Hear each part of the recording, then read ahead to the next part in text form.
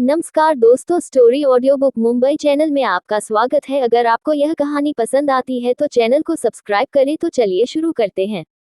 Kapoor mention में अब तक आप लोगों ने पढ़ा कि अनाया शादी के लिए मना कर देती है, जिसे सुनकर रवीना कपूर का चेहरा काला पड़ गया था। उसने सोचा नहीं था कि अनाया उसके पिता के खिलाफ जाएगी। रवीना ना चाहते हुए भी मुस्कुराकर बोली, अनाया बेटा, ऐसा क्यों कह रही हो? यह तुम्हारा डेट की चाह है। यह रिश्ता उन्होंने ही खोजा है। उन्हें भी यह लोग पसंद है। तुम्हें अपने डेट की बात माननी चाहिए। तुम एक अच्छी बेटी हो। वही उसकी बात सुनकर अनाया एक टेढ़ी मुस्कान के साथ बोली, सही बात है, मैं एक अच्छी बेटी हूँ, लेकिन ना ही वह मेरे पिता बनने के काबिल है और ना ही वो मेरे पिता कभी बन पाए। उसकी बात सुनकर पास बैठा हुआ राजेश कपूर को भी गुस्सा आया। वह खड़े होते हुए बोला, बहुत हुआ अनाया, हमें तुम्हें कुछ ज्यादा ही छूट दे दी है।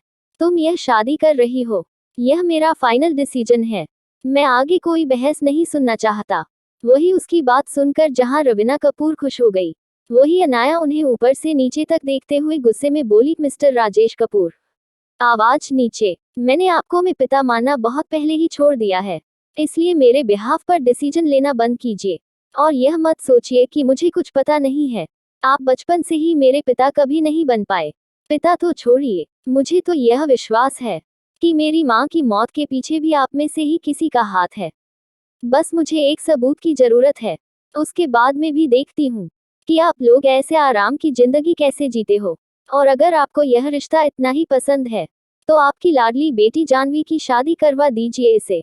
आइंदा से मेरी जिंदगी में दखल अंदाजी मत करना, वरना अभी तो सिर्फ कंपनी से बाहर फेंका है, कहीं ऐसा ना हो कि इस घर से भी मैं बाहर फेंक दूं।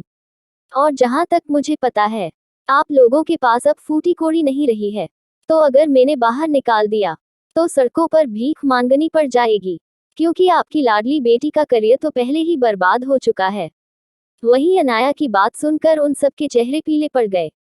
राजेश कपूर तो डर के मारे कांपने लगा था। उसे नहीं लगा था कि अनाया को इसके बारे में पता होगा। वह खुद के चेहरे के एक्सप्रेशन ठीक करते हुए बोला, क्या कह रही हो अनाया? तुम्हें पता भी है, तुम मेरी बेटी हो और वह तुम्हारी माँ है, और भला तुम मेरी ही बीवी की मौत का जिम्मेदार तुम मुझे कैसे ठहरा सकती हो?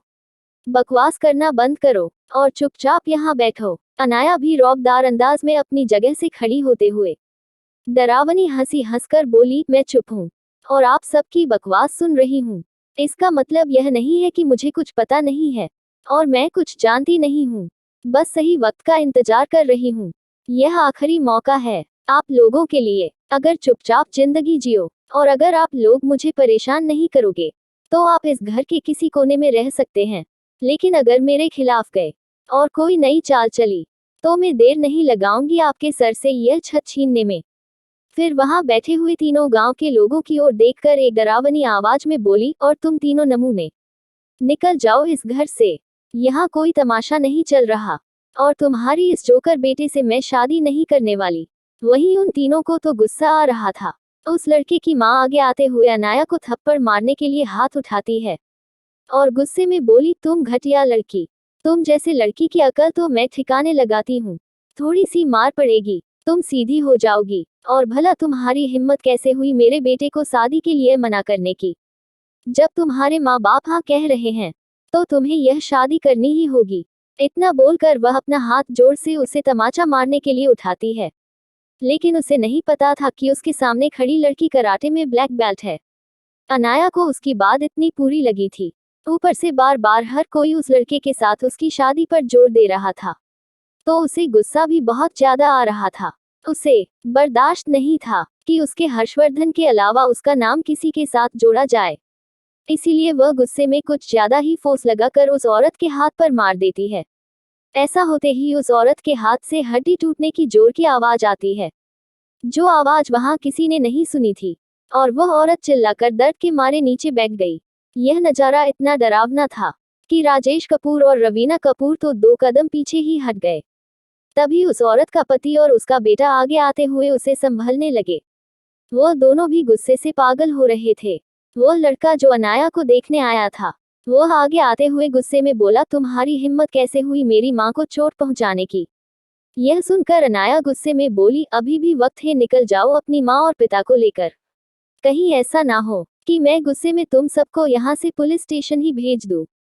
यह मेरा प्राइवेट प्रॉपर्टी है और तुम लोग जबरदस्ती इसमें घुसे हो। अनाया, जिसको अपने दिमाग पर बहुत अच्छा कंट्रोल था और वो मेंटली सबसे ज्यादा स्ट्रांग थी और उसे अपने इमोशन पर भी बहुत अच्छा कंट्रोल था, वो भी आज गुस्से से बौखला गई थी। वही यह सब सुनकर उन तीनों के चेहरे काले पड़ गए। अब भला यह अनाया की धमकी की वजह से था या फिर पुलिस का नाम सुनकर, यह तो किसी को नहीं पता था, लेकिन वह तीनों डर जरूर गए थे। उन दोनों ने एक दूसरे के सामने देखा और एक दूसरे का हाथ पकड़कर वहां से बाहर चले गए।